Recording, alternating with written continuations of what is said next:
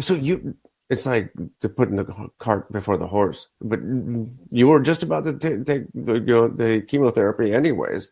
Hmm. You had to stop that particular treatment or halt before it started to actually treat the cancer. Then you could start the bone marrow transplant. Yes, that is correct. I don't really know like the science behind it, so I think what ended up happening was like I don't know if there's like a different type of chemo or like whether it's the amount that they do. I'm not so sure. What might have happened is that the chemo that they had done to treat the cancer also worked as um, like the prep for the transplant. Either way, I had to do chemotherapy. Um, so either way, I was dead in the water. How old were you at this time? I was 10 years old at this time. Man, I can't imagine, having my sons, any one of my sons going through something like that at that time. Uh, your folks, they're pretty supportive.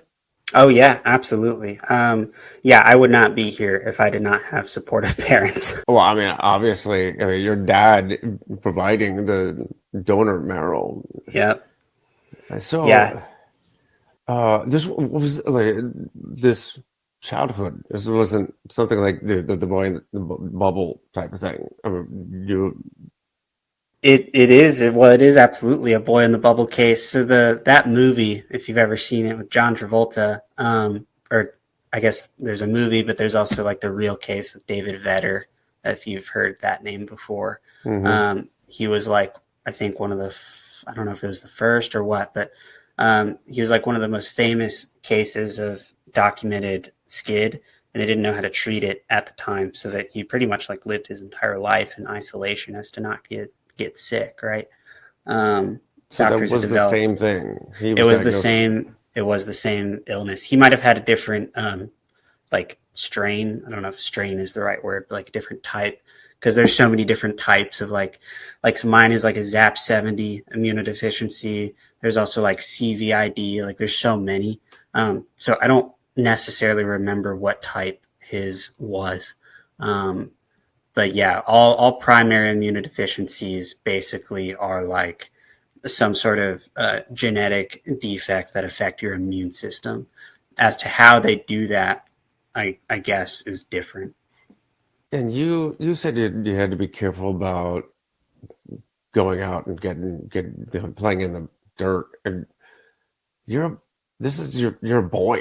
I mean, Yeah, a, my boys. They can't not be dirty, right. right? So it must have been just a challenging uh, childhood. What was it like growing up like that? Yeah, it was tough. It was really hard. I think I dealt with a lot of depression and anxiety, certainly. Um, but man, I think one of the big things that was super important to me during that time uh, was like my Christian faith. My mom raised me Christian. She's a very strong believer. And so, even though I was sick, like reading scripture and reading the Bible and praying, like at the time, I probably didn't feel how impactful that was. But looking back, I definitely can see that there was a certain amount of like internal peace that I think Hmm. that God had given me through that time. Um, and so that was very important. That continues to be a very important aspect of my life today. The second thing was community. It's having friends around. Like sometimes my friends would come and visit me in the hospital, which was really nice. They'd have to wear the masks and gowns and gloves and all that, but it was still fun. It was great to have them. Um, but another big thing was that, you know, I had met this guy, this researcher at the hospital at Cincinnati Children's. His name was David. He had just started working there recently, and he was an artist. And he basically started coming in on his lunch hour and just volunteering his time with me and teaching me how to draw and paint. And so that really got me through. And he did that for pretty much the entirety of treatment, 2.5 years straight. Definitely wasn't every day, but it was like a good 3 to 4 times a week. He'd come in, we'd learn how to, draw, paint, whatever it is that I wanted to do that day. And there was no expectation of like payment or, you got to do something for me. Like it was completely voluntary. And so, yeah, I think in that moment, I really felt the love and support of other people.